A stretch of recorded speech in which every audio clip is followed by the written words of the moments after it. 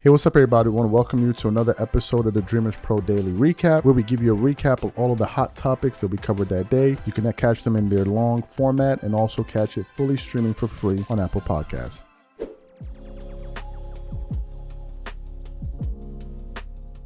Shannon Sharpe and Club Shay Shay dropped a new brand new interview.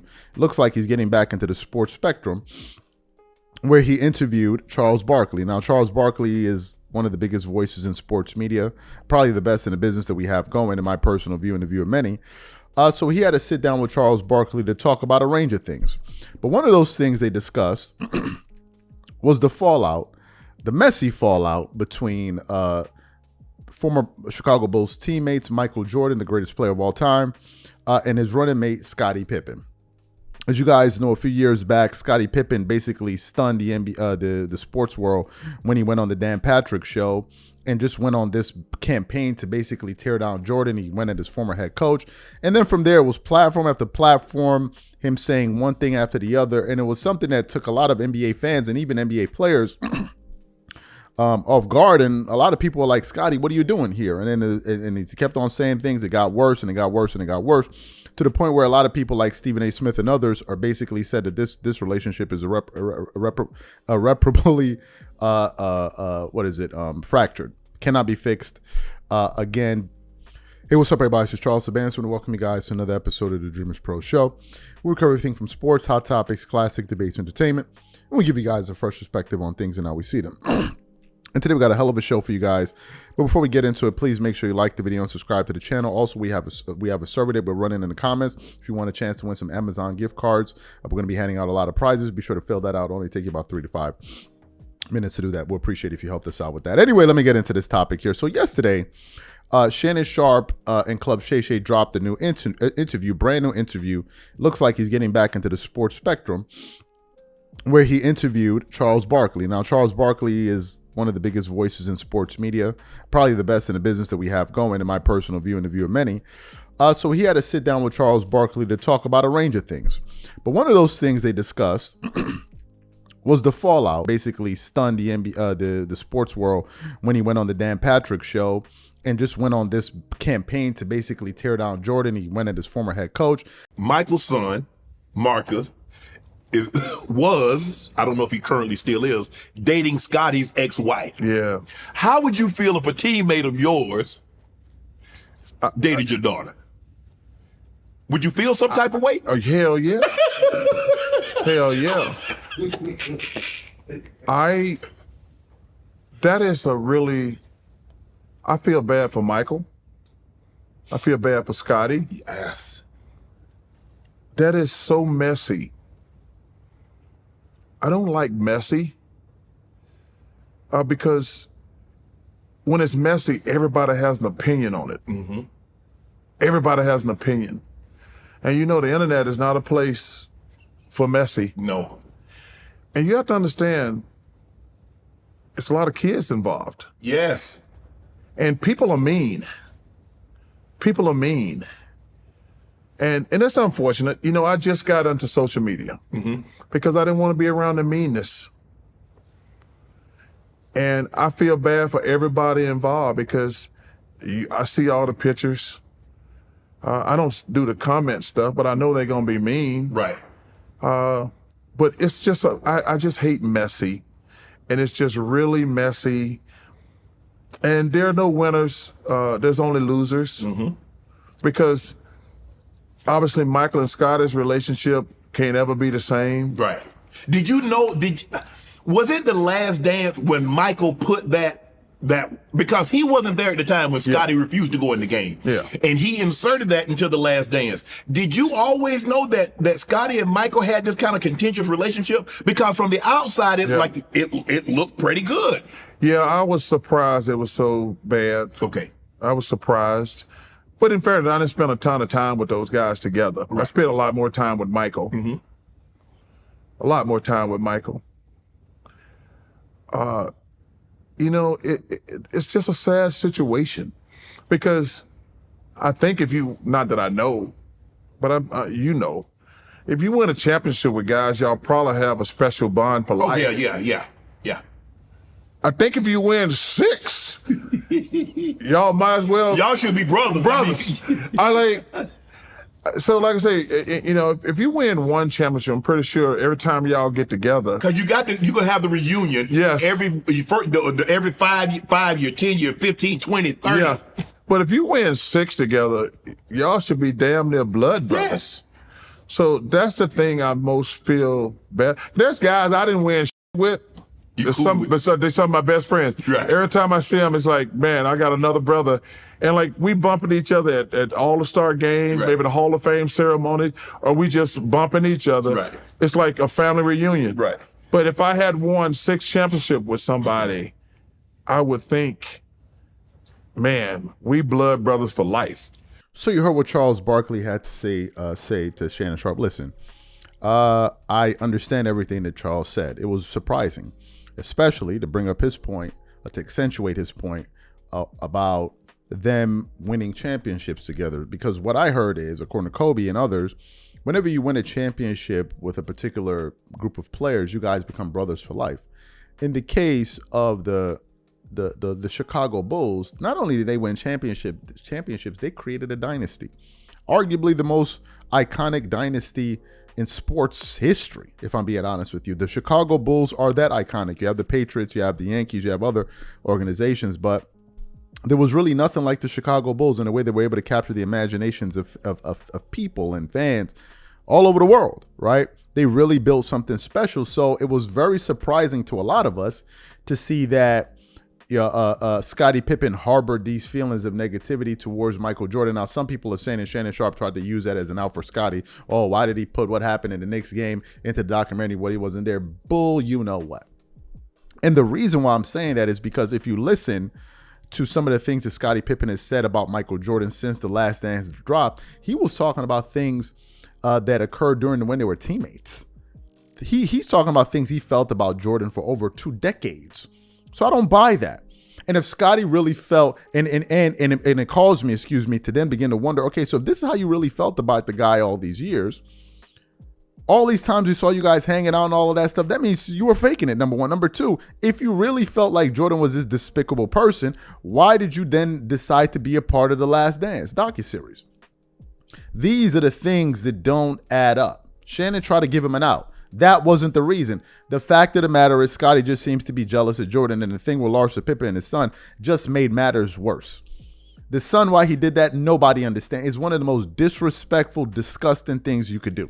Why would you try to embarrass your father like that? Are you kidding me? All the women in the world, that's the woman you're going for? All the women in this world, that's the woman? You're the son of Michael Jordan, and that's the best you can do? Don't disrespect the Larsa Pippen. But let's just be honest for a second. You're a young guy, handsome guy. You mean to tell me that's the best you can do? What does that say about your self-esteem? I'm just saying. And then for Larsa Pippen, are you freaking kidding me? Your ex-husband's teammate's son? According to what I heard, this is a person that they used to babysit. Are you kidding me? This is crazy. It is crazy. It is messy. And some people, there have been reports out there that the situation fell apart. That entire thing was a money play.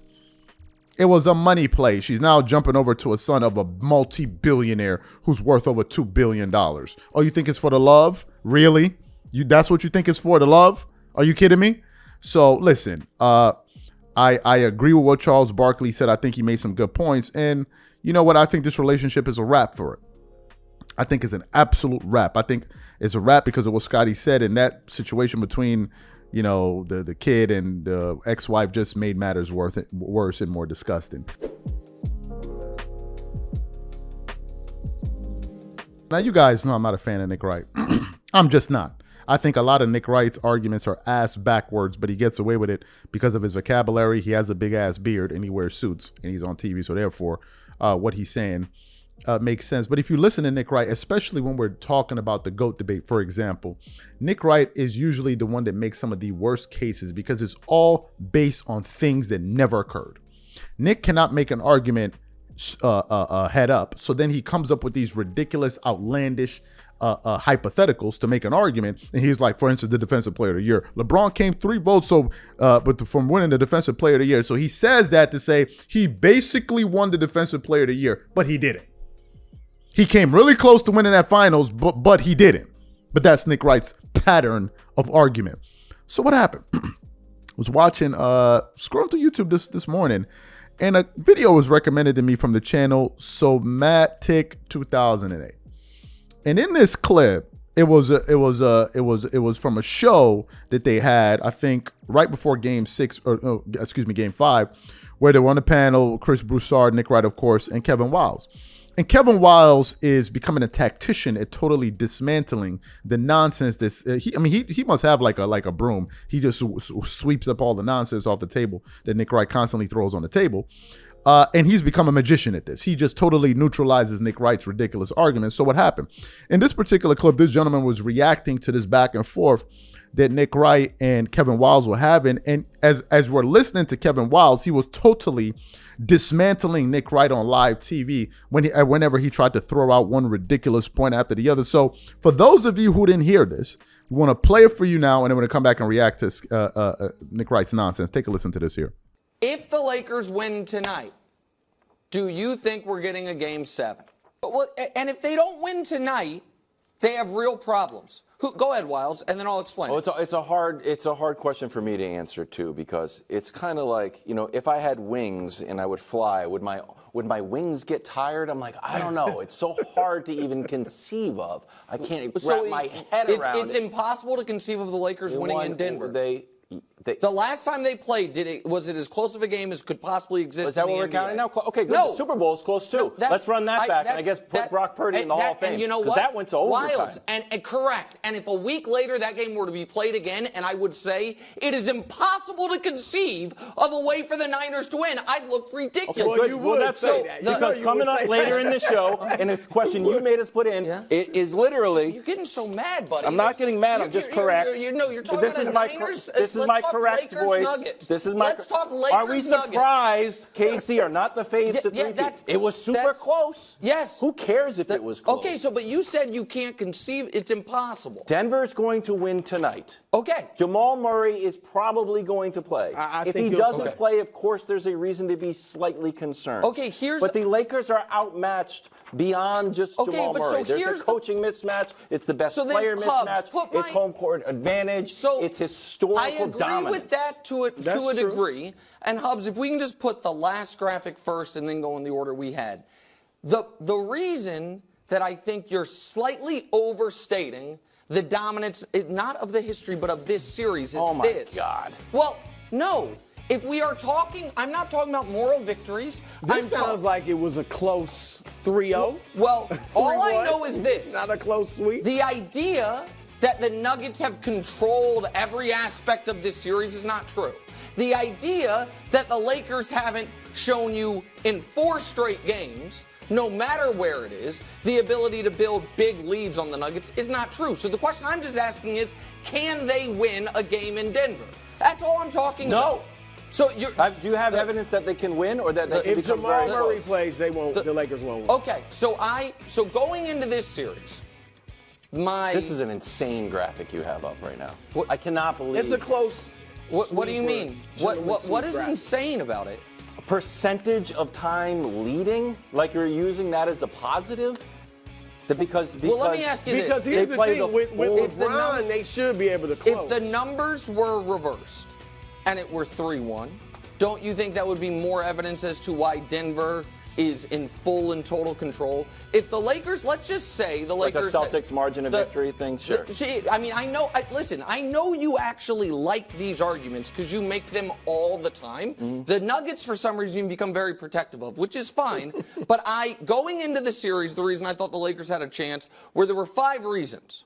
First one was, I do not think LeBron is going to be awful in the fourth quarter the way he was the first time. Let's see how it's been. LeBron in the fourth quarter this year, only Anthony Edwards has been better in the fourth quarter of these playoffs, or at least more points. Yeah, besides missing a game-winning shot, he's played great. He's been great, but they still are getting snapped. He had a game-winning shot, and he missed it. But other than that, sick. I agree with all that, Wild, but it's about projecting tonight. So you heard what Nick Wright had to say. Listen, Nick Wright isn't serious.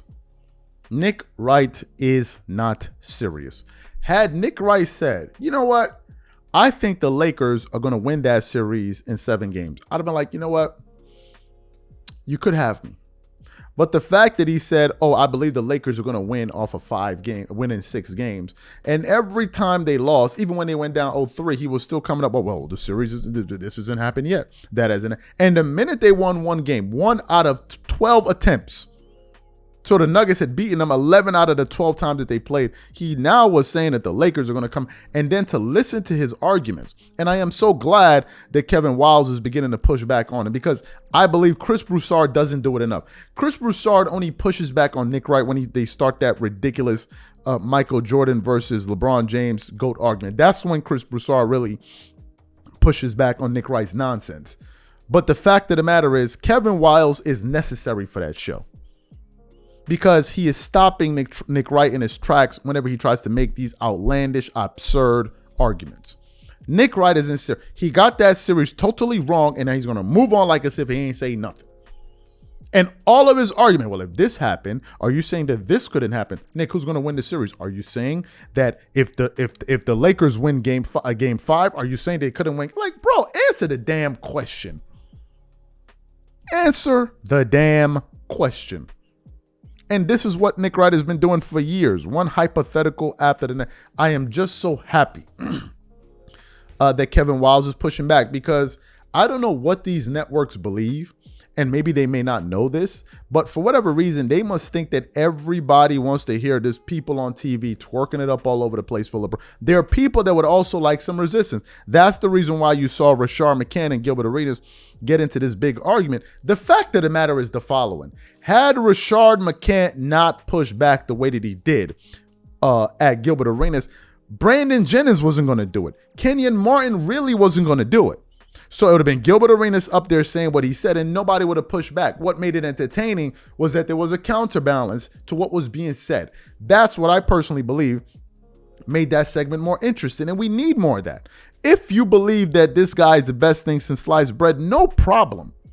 But allow somebody else to come up and say, nah, I disagree. Allow that person to have a view. You know what I mean? Let that person be able to come out, nah, you bugging. Like, and here's why I think you bugging. And that's what we're getting on that show, because after a while, you can see that Kevin Wiles is beginning to get nauseated by Nick Wright.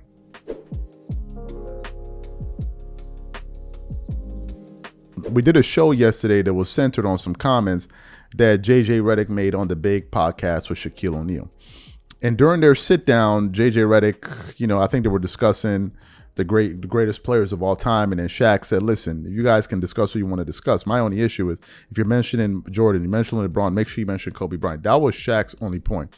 And then JJ Redick then says, you know what, I don't really like to participate in the GOAT debate. I think it's not dumb. I hate it or whatever. Then in the midst of all of that, he gets into this monologue of, well, now if you think about what Jordan did, Jordan really played kind of in a watered down league because they added 6 teams and 90 players and all of that. So really the competition wasn't really that good. So what ended up happening was the following.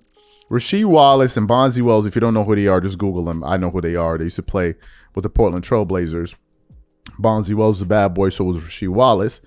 So they were reacting to what JJ Redick had to say. And as they were talking about it, Bonzi Wells basically said JJ Redick is on something. Now, for those of you who actually didn't hear the original comments or what JJ Redick said, we want to play what he had to say in its entirety for you now, and then we're going to come back and then play what Bonzi Wells and had to say in response. Take a listen to that there. It's one of the reasons that LeBron is so great. I have refused, literally, and people will be like, you said this in 2017 when you played against him. Well, no. I was playing against him. Of course, I said he was the best player ever. I refuse to get into the GOAT debate. I don't care. They didn't play against each other. I do not care. What makes him great, well, a bunch of things, but what has made him great is the fact that he's done it now for 21 years at the highest level. Like, you talk about scoring, that's great. So one guy averaged 35 a year. Yeah, LeBron's never averaged 35 in a year. Guess what? He's averaged 25 or more for 20 straight years. No one's had more than 15 of those years. Like, that to me is, he's a scorer. But again, it looks differently. He plays differently. So it's all in the eye of the beholder. LeBron is great to me because he's always done it the right way. When I played with LeBron, he was the greatest young leader I've ever seen. Man, stop stealing stuff from my podcast. No, man. he was. No, like, cause when I mean, listen, I know he was, and I'm such a dominant personality. Like, I'm the guy that no matter what team I'm going to, this is my, nobody says. But when I got there, like, he just ran it so perfectly. The way he treated the guys, the way he treated the organization, the way he was coached, the way he looked out for guys, like, I don't even have to do nothing. And, you know, we definitely had a chance to win. We were in first the whole year, and Big Baby with his wild broke my hand. I had to be out for 6 weeks, and we came out and lost to Boston. I wish I wouldn't have had that absence away from LeBron, but he was one of the greatest young leaders that I've always seen. So he will always be in that conversation. The only thing I don't like about the conversation is they don't put my boy's name in it. You're right, I don't get who either. But if you're gonna be throwing names around, you gotta have my boy's name in it. Right. You know what I'm saying? Dwight? That's like, yeah, Dwight. That's like saying, what are the best luxury cars out there? Lexus or a Beamer? You got to put the Mercedes in there too. Yeah. Just I don't like. I'm with you. I don't give. I don't care. I truly don't. But Mike, LeBron, or Kobe, now y'all debate. That's all I say about it. I think it's fair to just say there are different tiers of greatness. And you could, by the way, like, I think it's fair even to be like, who's your Mount Rushmore? Who's your 4 greatest, or who's your 5 greatest? Who's your 10 greatest? Whatever it may be. Like, we're nitpicking. By the way, a lot of times we're comparing eras, we're comparing different rules, we're comparing the fact that, look, like, I'll say this with Michael Jordan, and I don't mean this to be controversial, but like, everybody talks about all these, the context of this era. Michael Jordan, the Dallas Mavericks were added as the 23rd team in 1981. Jordan was drafted. During his heyday, 6 teams were added to the NBA. There were 90 players added to the NBA. Like, that does that not water down? I'm not talking playoffs, by the way. No chance we're talking playoffs. Does that not water down the regular season to a degree? You lived it, right? You played against some of those teams. You played against the Bobcats, right? When they first came out. Yeah. Like, if we add 2 teams in 2 or 3 years, we get a Vegas franchise or a Seattle franchise, you're not telling me that the league for a little bit is going to be a little watered down? Maybe a little bit. So you heard what JJ had to say. So when these comments were brought to the table of Rasheed Wallace's show, they played it for him. And then after they played the comments, Bonzi Wells is like, JJ Redick ain't nothing but a big ass joker. So for those of you who didn't hear what they had to say, want to play what they had to say for you now, and then we'll come back and react to this comment. Take a listen to that there. JJ Redick played too much. What? Your thoughts? Because that's not reality. It wasn't 90 new players that you just found off the street that came into the league. They had an expansion draft, am I right? They was drafting dudes. I think it was 3 expansion drafts. Yeah, they drafted people off the team. The dudes that was already in the team. So it wasn't like they would just be like playing on there. They're like, hey, camera guy, you want to play? You want to play tonight? Call some of your Don't homies. be a Charlotte Hornet. hey, cheerleaders, you got a boyfriend? See if he can come play. Like, they wasn't doing that. It wasn't like that. So I mean, I don't know what he's talking about, but I mean, it's easy to say Bron is that guy because you're seeing him right now. But the people who didn't really get a chance to really see Mike, like, I'm from Indiana and WGN was local. I don't know if it was local for you guys, but I caught all the Bulls games, and that man right there was exceptional, like better than everybody. The stuff that he do, and like I said before, he has no advantage. He's not bigger. If you ever seen Mike is skinny, 6'6". He got some cuts on him a little bit, but he probably 210. Wasn't no bulky. He wasn't no bulky dude. He wasn't. Right. He didn't have no physical advantage. It was skill. You know what I'm saying? Bron's 6'9", 250. He's a freight train coming down there. You bumping the Bron, you like, God, you know what I'm saying? Like, but Jordan more athletic than the average 6'6". No, fact. Like, him and Kobe had more game. You know what I'm saying? More skill set. More skill set. No disrespect to Bron, because we love Bron and everything he's done for the game and how he plays, because he's awesome. But them two didn't have no physical advantages, man. Them dudes had skill sets. They was hitting real buckets. Like, they had to really create some space. They had to really manipulate some stuff, create angles for themselves. Bron see you there, he's just going right through you. You know what I'm saying? He ain't got to try to get around you. I mean, why? If that's working, why would I not? I'm just saying, though. Yeah, but that's his physical, it's a skill set. That's his physical advantage, because now he can just go bully you, hit the layup. These guys didn't have no bully to their game. They had skill set to their game. I'm not saying Bron don't have a skill set. Right. Their stuff was, man, Y'all just don't until y'all got a chance to play against them dudes. You don't really true. I played against all three, and Sheed has too. It's no comparison in my mind because them dudes was, man, like I said, I couldn't sleep at night. I couldn't eat at night knowing I had to play them tomorrow.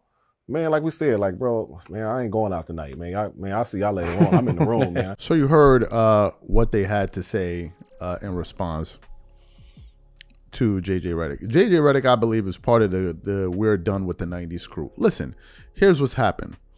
Prior to the last 3 years, we all agree that the 90s was a golden era of basketball. We all agree with this, right? That's when they had the highest ratings. Most people were interested in the sports in terms of them tuning in.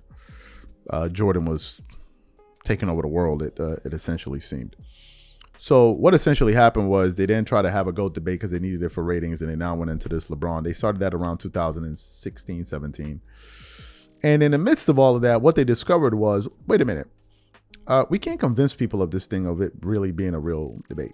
And when the Last Dance docuseries came out in 2020, they took a poll, even by ESPN, 70% of the people said Jordan is the GOAT, even after watching LeBron play now. Just after watching that 10-part docuseries, they were like, nah, he the GOAT. So they were like, okay, damn, that didn't work. So Clutch Sports and these guys, they sat down together and they're like, you know what? We've had people in media. We've had Nick Wright. We have Shannon Sharp in our pockets. We have Kendrick Perkins in some way.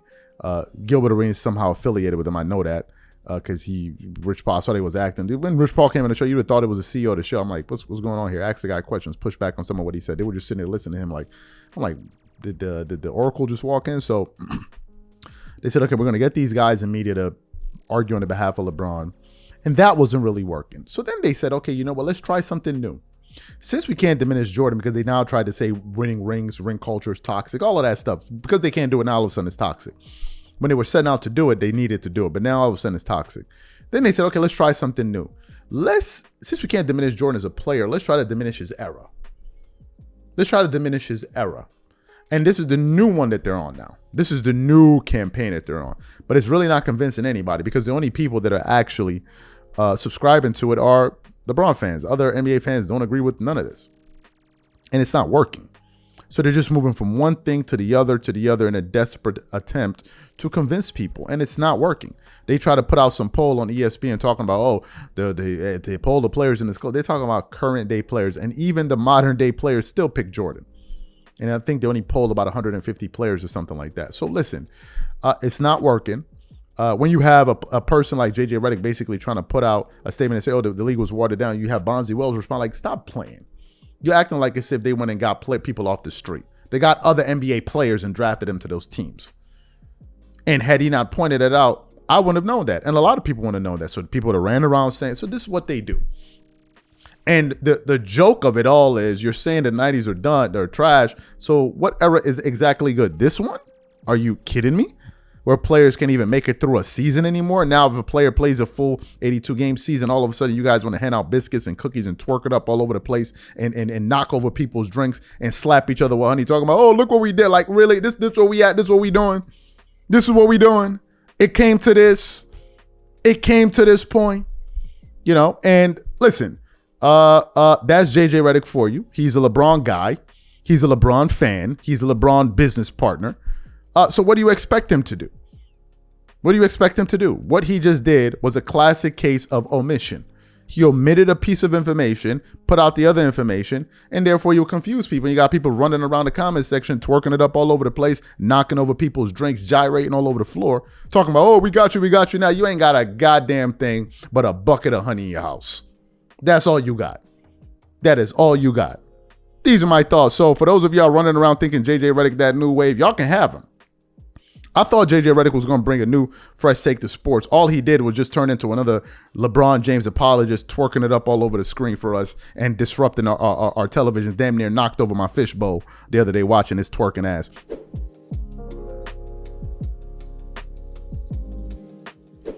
So yesterday, the Clippers were playing game 5 of the best of 7 series between the Dallas Mavericks.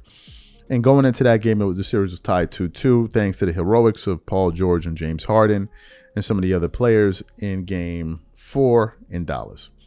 Going into this game, I genuinely thought that the Clippers were going to be competitive in this game. I don't know what I thought, but that's what I believe.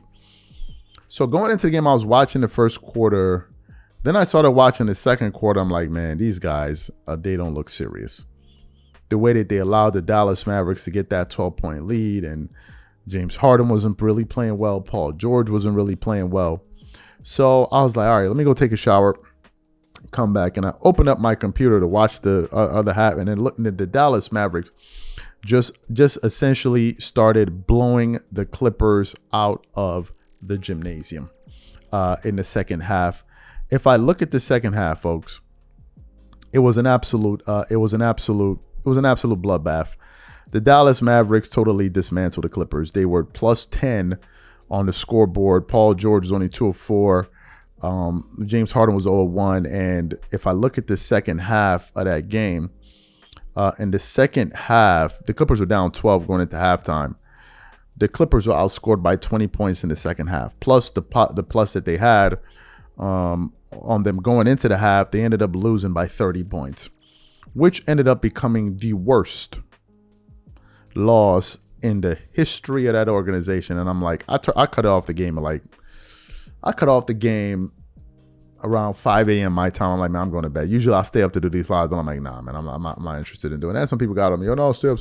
I understand that. But I was like, nah, I'm not staying up for that. So when I woke up this morning, I said to myself, I said, okay, today we need to react to this game and really understand what the hell is going on and what could potentially be going on in the future. So let me just give you guys my thoughts on the Clippers here. Listen, I don't know if the Clippers are going to consider bringing back Kawhi Leonard in Game 6. At this point, if I'm the Clippers, I bring him back. The reason is simple. Because of what's at stake. You don't bring him back, chances are you probably will lose Game 6 to Dallas, and therefore you saved him for nothing. He's gone. Like, the series is over. Excuse me.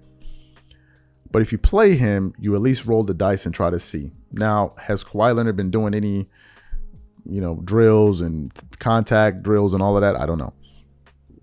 I have no idea. It remains to be seen. I think the Clippers are going to play again on Friday, tomorrow. So you have that aspect of it.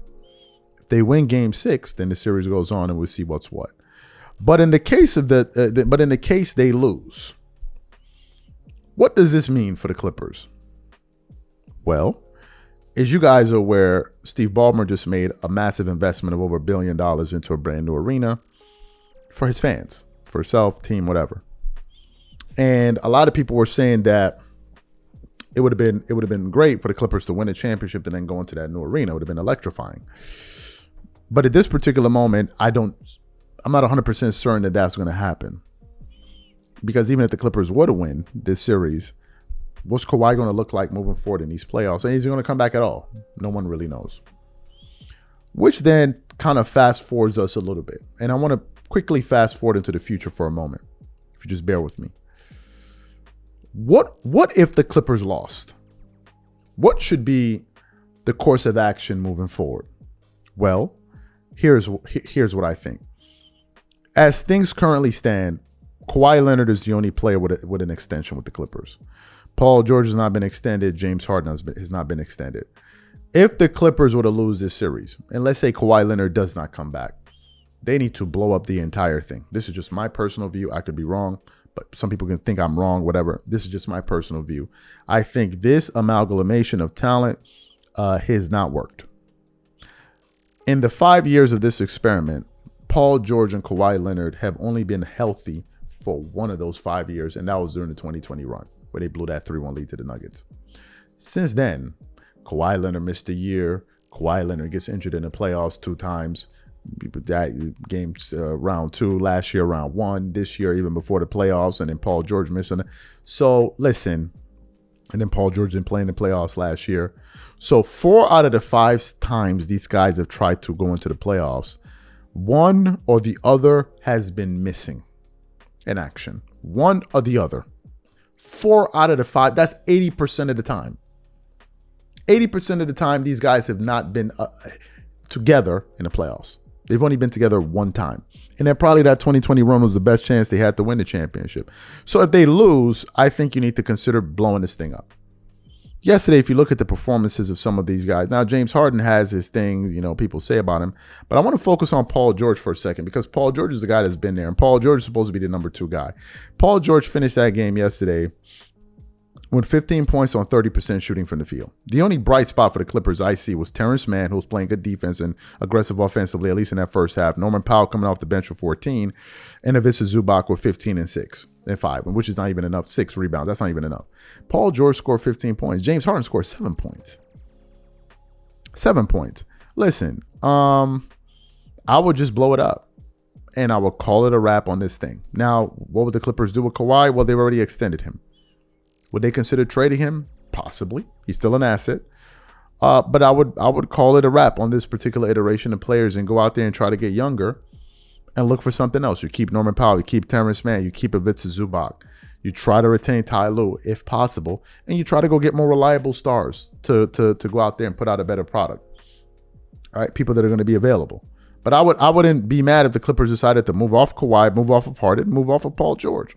There've been rumblings of New York, Paul George going to New York or Indiana, wherever it is, or is it the Magic or whatever other team I've heard, whatever. But that would be it. And I think after this year, I personally have seen enough, and I'm not interested in another. Oh, there's a new arena. Let's give it another. I'm not interested in that. I'm not going to hold my breath for that long. Some people are willing to do it. I'm personally not. I'm cashing out on this. If the Clippers were a stock that you invested in 5 years ago, that stock would have gone up by a few dollars, and then for the last 4 years, the stock has been dropping. And if you're telling me to keep holding on to my money for hope 4 years and the stock has been declining, you know what? You keep your money in that company. I'm going to cash out, and you let me know how much of your earnings you're able to retain.